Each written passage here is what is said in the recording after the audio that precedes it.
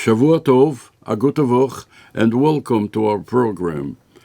Everyone is worried about the matzav in Eretz Yisrael, and it is interesting to see, Rabbi say, the mobilization of all of Chabad throughout the world for Achenu B'nai Yisrael in Eretz HaKodesh, all in the spirit of the Rebbe, doing what the Rebbe asked everyone to do more. And all the nations of the world will see that God's name is upon you, and they will fear you. And the Rebbe brings the Gemara in Broches, Tanya the great said, these are the tefillin on the head. And we see the mobilization of Chabad throughout the world for Miftzat Tefillin to help Achenu B'nai Yisrael. And the Rebbe asked that we should do more Miftzoim, starting from Avos Yisrael. And you see the movement in Chabad throughout the world. And the Rebbe should help, that it should give us bracha, that they should help immediately in a way that should be similar or better of the 6-day war when the Rebbe initiated the Tefillin campaign, and we should see the great Yeshua for Klal Yisrael with our very own eyes, a Yeshua bepeil mamash with our very own eyes, and there should be bechesed uverachamim tekef umiyad mamash. When they get to our parsha, the parsha of Neach, the Rebbe says that in the beginning of Neach, it says Erde till this Neach, we all know that, and then it said, Ish tzaddik hoyo b'dereisov. He was a tzaddik in his generations. Says Rashi, Yesh merabeseinu deshem eisei lishvach. Some of our leaders of the Chachomim zichrinam livrocho are derish des lishvach favorably. Why? How favorably? Kolshkin shul hoyo b'der tzaddikim hoyo tzaddik yeser.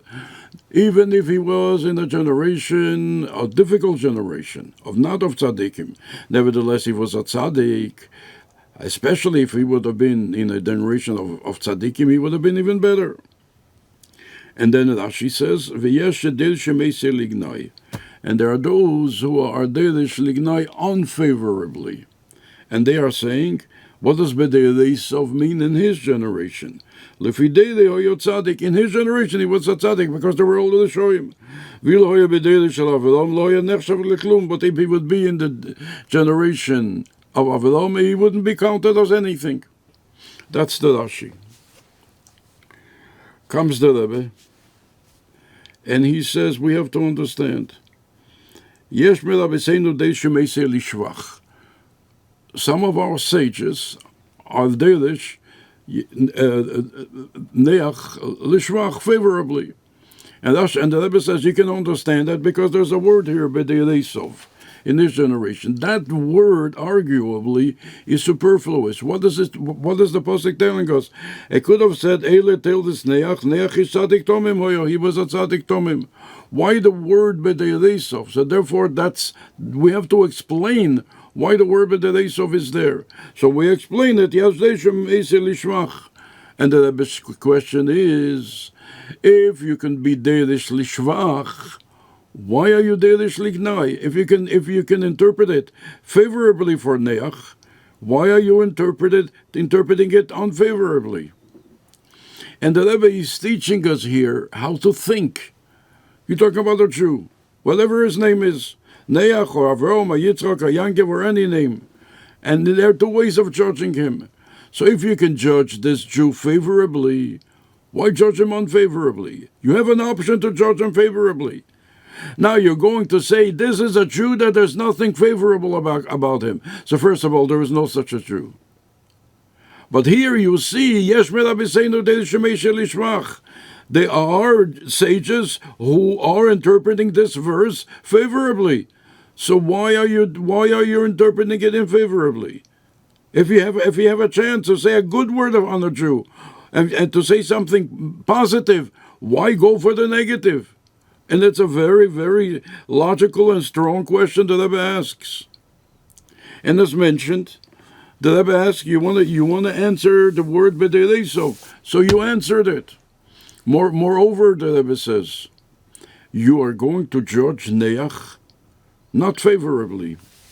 So first of all, the Rebbe brings that Abhema, you do not say Abhema atmeo. You do not say the Behema that is tmeo. You say Abhema asher ineno teiro. Ikim akosuv, that you're going around with 8 extra letters not to say tmeo.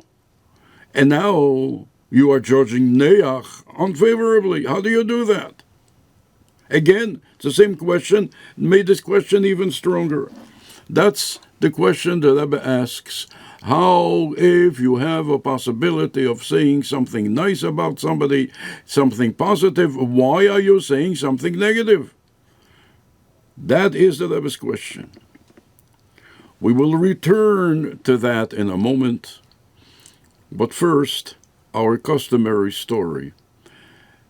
And since this situation is similar to the situation before the 6-Day War, there's a story that was told then, at that time in 1967, by the Six-Day War, that there was a woman who had a son in Eretz Yisrael, and she wanted to bring the son back. He was in Eretz Yisrael for a year to learn, but she wanted to bring him back to the United States. And her taina to the Rebbe, that her son is not like any other son, that her son is a ben yochid. Her son is an only son. So the taina to the Rebbe is, since he's an only son, and he's now in Eretz Yisrael is an Amilchome, or it looked that way at that time. So she wants the son to come back to the United States. And the way they told the story at that time is, the Rebbe said to her, "You have ein ben yochid. You have one ben yochid. Ich hab asach bonim yechidim. I have a lot of only sons. Every child is to me a ben yochid, an only son. So you care for your son, I care for all of my sons. And I'm saying that all of my sons should stay in Eretz Yisrael." On the same vein, I do remember a story of a father, and I remember the father, with a lot of trouble from his son. We should only have nachas. And he went into Yechidus, and he was broken. Son gave him a lot of trouble, and he was broken. So he said to the Rebbe should worry about his son like the Rebbe would worry about his own son, something like that. And you couldn't blame the father was broken. And you can't judge someone when Rahman al-Islam, he's in a broken position. And the Rebbe answered him, "Ich tu das. I'm doing that. What you are telling me to do, I am doing that already. You don't have to tell me. You don't have to tell me. I know this is my son, and I treat him like it's my son and my only son." Rabbi say, this in general tells us how the Rebbe looks at each and every single one of us, not only as his son, not only as his daughter, as his only son, as his only daughter. This is our Rebbe. Rabbi say, concerning the Rashi, and it is interesting, the Rebbe said the Rashi in Tofshin Chovhei, this was one of the first Rashis, or maybe the first Rashi, after the Istalkus of the Rebbe Tzanchana. And in that Verbringen, the Rebbe spoke great words about Rashi. And the Rebbe said that the Shalosh says that Bechol Dibul v'Dibul shel Rashi, in every saying of Rashi, they are inyonim ufloim. They are marvelous, miraculous matters in every saying of Rashi. And the Rebbe also brought that the Shem Agdelim, written by the Chido, so in the entry for Rashi, he writes that Rashi fasted Taryag Ta'anesim, 613 Ta'anesim. He fasted 613 days before he made the Chivur, in order that everything should be accurate. So here we have a question in the Rashi.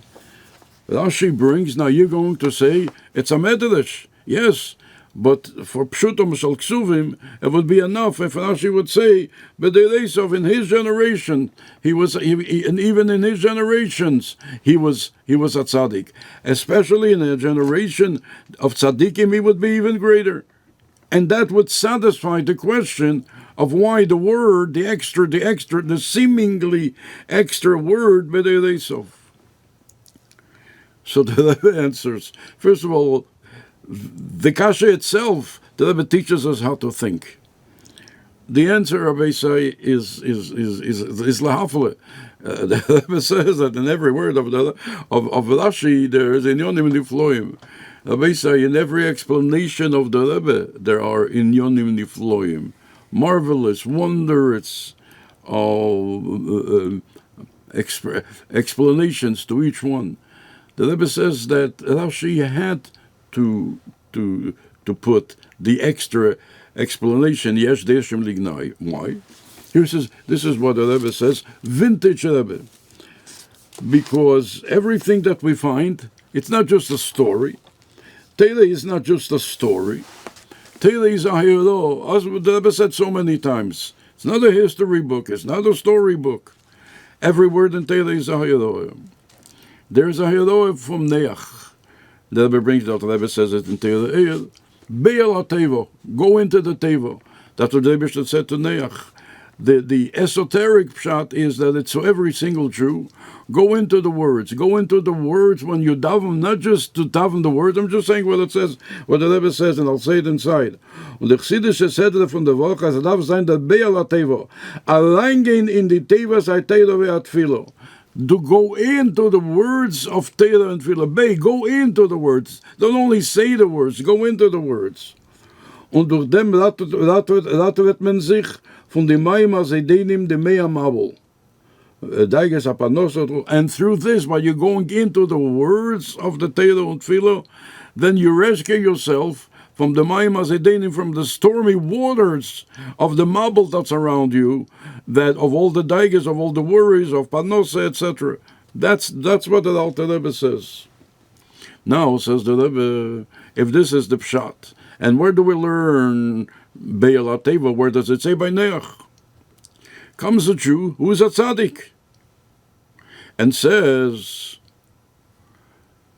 it says over here, by Neach, and what is he? He himself is a tzaddik. So he says, this is for everyone else. For me to go into the words of the Teva, of Torah of Tefillah, I do not need to do that anymore. Because I am today, Baruch Hashem, on the Dargah of a tzaddik, on the plateau of a tzaddik, I do not need to do it. Says the Rebbe, so you say to him, Tzaddik hoyo b'dereisov, that Neach was a tzaddik even in his generation. And if he would have been of the generation of Avraham Avinu, he would have been a greater tzaddik. Nevertheless, the Rebbe said to him, Be'el HaTeva, go into the words of Torah and Tefillah. So therefore, however lofty, however high, however exalted you are not greater than Neach. Therefore, you also have to go in al-Teva to the words of Torah Tefillah. That is the teaching to the one who is a tzaddik. How about to the one who is less than a tzaddik? The one who is less than a tzaddik has another taina. You come to me and you say, Be'el HaTeva. Come into the words of Torah and Tefillah, because this is what it says in Neach. What do you want from me? Neach was a tzaddik. I'm not a tzaddik. I must tell you the truth about myself, and I don't want to fool anybody. I am not a tzaddik. So therefore, it doesn't concern me. It doesn't mean me. Says the Rebbe, you say to him that yes, there are those who are lignai, that it wasn't really a tzaddik. He was only a tzaddik. Hashem Amushli was called a tzaddik because he was in that generation. If he would have been in the generation of Avraham Avinu, he wouldn't be called anything. So therefore, however small you think you are, you fit the description of Neach. And therefore, the Be'el HaTeva is also about you. So here the Rebbe turns it around and it says, Yes, why? So that everyone should be included in the Be'el HaTeva. Go into the words that the Rebbe said to Neach of Torah Tefillah. And therefore I can't exclude anyone. when I was learning in Bedford and Dean, before Bar Mitzvah, I was learning by a teacher, a wonderful, wonderful teacher, Rabbi Yitzchak Rabbi Ushbal. I must tell you, a wonderful teacher. I have wonderful memories from him. And he used to teach us Tilim. And there's a pasuk in the beginning of Tilim, Ki Hillel l'rosho alta avas nafshei. So Rabbi Ushbal used to say, and he liked to say it, you saw on him, he liked to say this word. He says, Ki Hillel, like Hillel, like an onov like Hillel, Rosho becomes the Rosho, al tavas nafshe, when it comes to do his own taivas. You know what he says? You're not supposed to eat taivas, but you know who that is? That's for a tzaddik. I am nobody. I'm nobody. He makes himself as an onov to Hillel, and like Hillel, and therefore I can eat it. Someone else shouldn't eat the taivas, whatever the taivas are. But not me, I could, because I'm nobody. Hillel the Rosh makes himself an onov like Hillel. Rabbi Shmuel used to say that. So therefore, when it comes to do our own taivas, we find all kinds of excuses. And one of the excuses is we can do it. You know, a tzaddik shouldn't do it. A Beinani shouldn't do it. The Bnissen's Talmidim from Bnei Noah, they shouldn't eat maroshina. But that's for them. I'm not one of them. You know, I never learned by the Bnissen. You know, I can eat maroshina and ice cream, whatever. That doesn't make it. It doesn't. To me, I could. Why? Because I'm nobody. This is exactly what the pasuk says. And that every Jew is important to Almighty God. Every Jew is a ben Yochid, and the Rebbe cares for every Jew, including this fellow who says that he is nobody. But the Rebbe cares for everything that he does. Talking about Rabbi Ushbal, and talking about Bedford and Dean, there was a mashgiach in Bedford and Dean, the Beliohu Meishelis. Again, a wonderful Jew. You don't find Jews like that. And he would say, I don't know where he took this word, but he would say it a lot. He would say, Yisiyatse valderech leiteiv yimos. That the one who is going to position himself on a way of leiteiv, he says, it doesn't have to be good. He's going to say, who am I? Do I have to be perfect? I'm not perfect, so I can do something that's less than perfect. The end is going to be yimos, that any bad he is not going to turn down. So la'atchila he starts leiteiv. It doesn't have to be that good. Who am I after all? I'm a little kid, nothing special about me. That's what he thinks. And therefore, his decision is he can do leiteiv, even it doesn't have to be good. Even if it's not good, it's also, for me, it's good enough. For a tzaddik, for a beinani, for me, it's good enough. No problem. The end of that is yimos, that he will never say no to anything that is bad. Rabbi say, here the Rebbe says that Rashi had to go out of his way and talk to the person. The Yetzer Hara is going to come to a Jew and say, that's not all about you. You're not a tzaddik. This is neach. Be'al HaTeva, to go into the words of Teda and Tefillah, that's for a tzaddik. And excuse me for telling you, you're not a tzaddik, and you know that you're not a tzaddik. So why act like one? And the Rebbe says, we're not telling you that you're a tzaddik. Yes, Deshim Liganai, and that Neach was also only Hashem Amushli, was a so-called tzaddik because of his generation. Otherwise, he wouldn't be called a tzaddik. So therefore, you qualify, and therefore, the teaching of Be'al HaTeva is also to you. The Rebbe in the same Verbringen, this is Pashas Neach Tov Shin Chov Hei, right after the Stalkus of Rabbonis Atzitkonis, Modas Chana, the Rebbe's mother, Nishmosa Eden. The Rebbe brought another Rashi, and the Rebbe says a modern Rashi. A modern Rashi, you can interpret it as you want. You want to say a funny Rashi, but I don't say if it's a funny, it's a modern Rashi. A peculiar Rashi. And let's open the Chumash, and let's see about this modern a peculiar Rashi. It's towards the end of the parasha, and there's a pasuk, if I can find it. V'yokton yolad es almeidot v'es sholef v'es chatzamoves v'es yolach.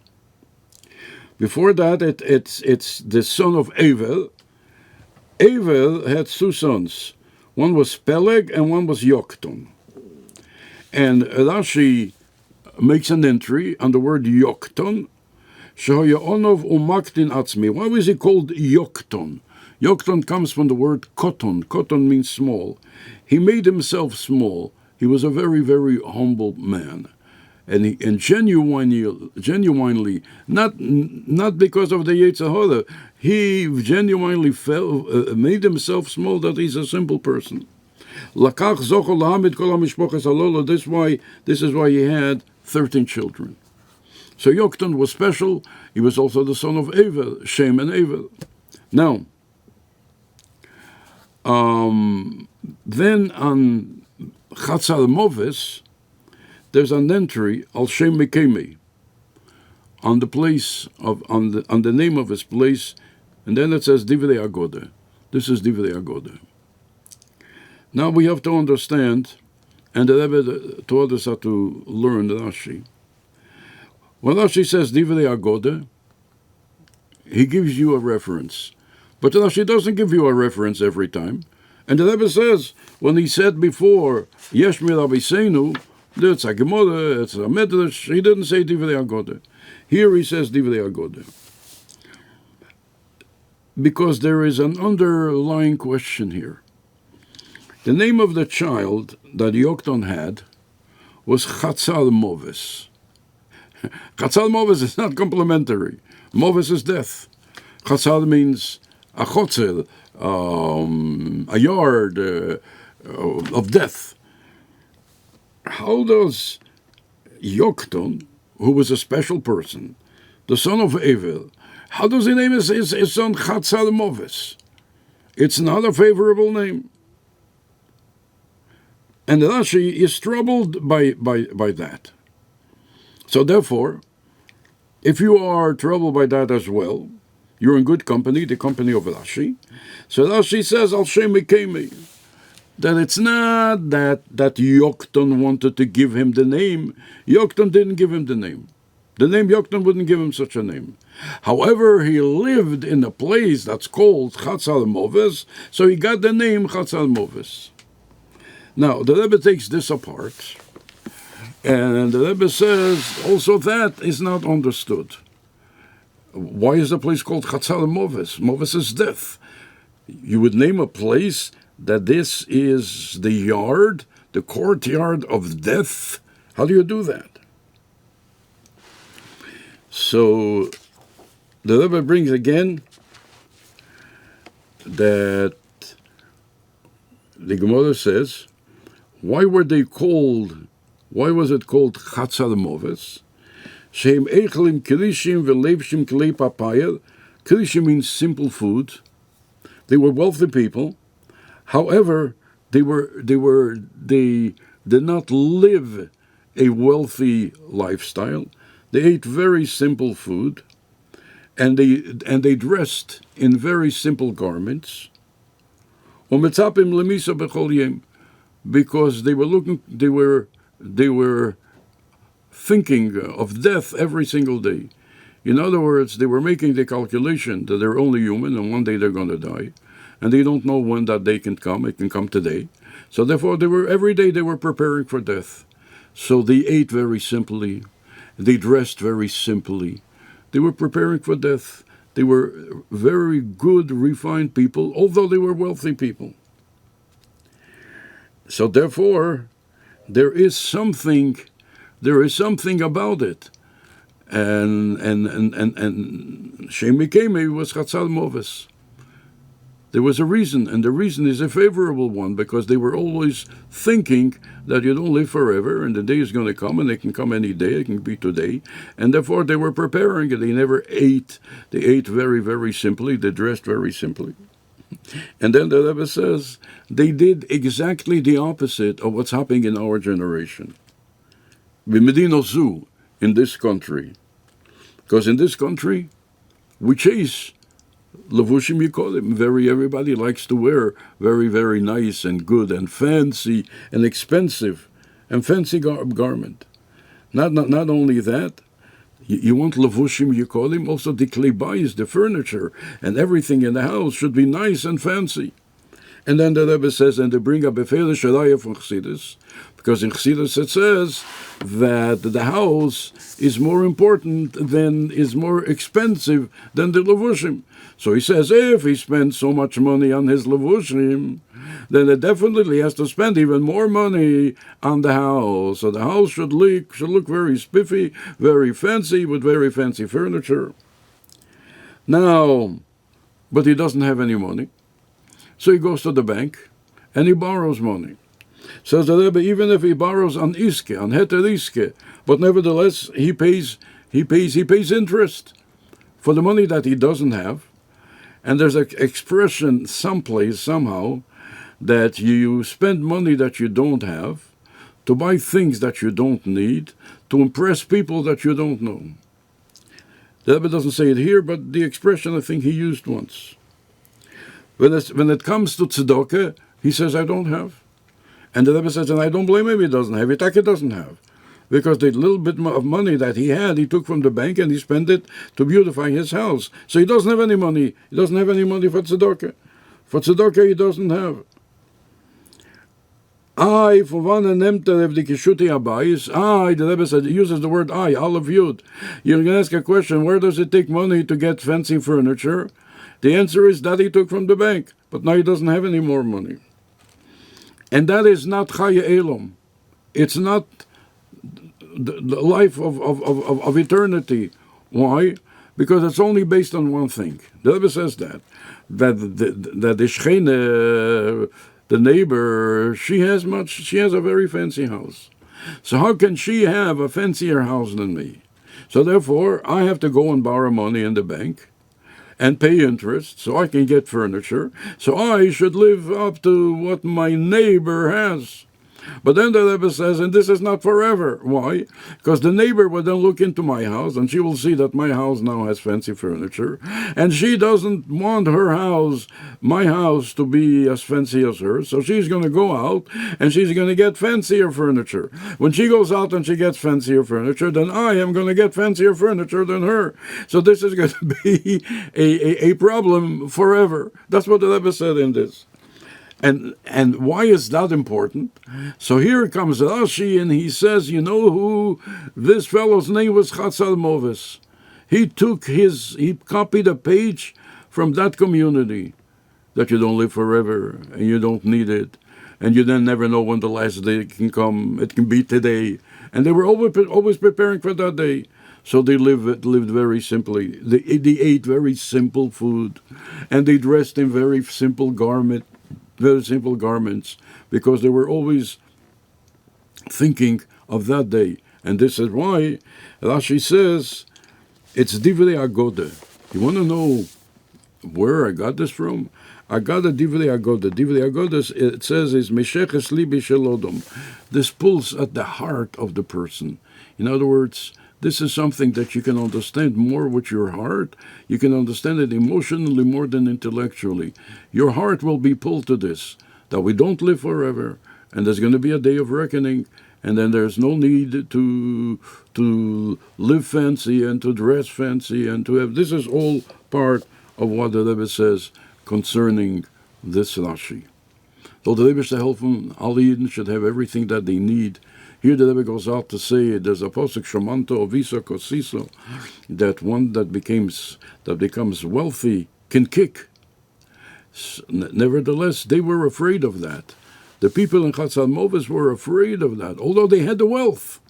But to make sure that they shouldn't come to a position with Chas v'Sholem they are going to kick, which means they're going to do whatever they want, they made sure that their food should be very simple. They eat grass, chotzil, they eat grass, and simple food and simple garments, in order to remember that there is a day of reckoning, and you never know when that day will come. They should give all and everything they need. Where the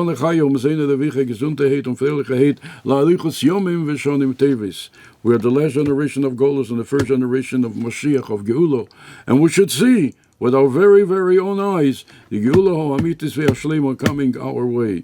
U'Hagolo Didanu, V'Simcho, U'Vtuv Livovo, V'Tiva Nila VeHanigle, U'Lamato Me'asodot Fochim, U'V'Chesed, U'V'Lachamim, V'Tekef, U'Miyad, Mamesh.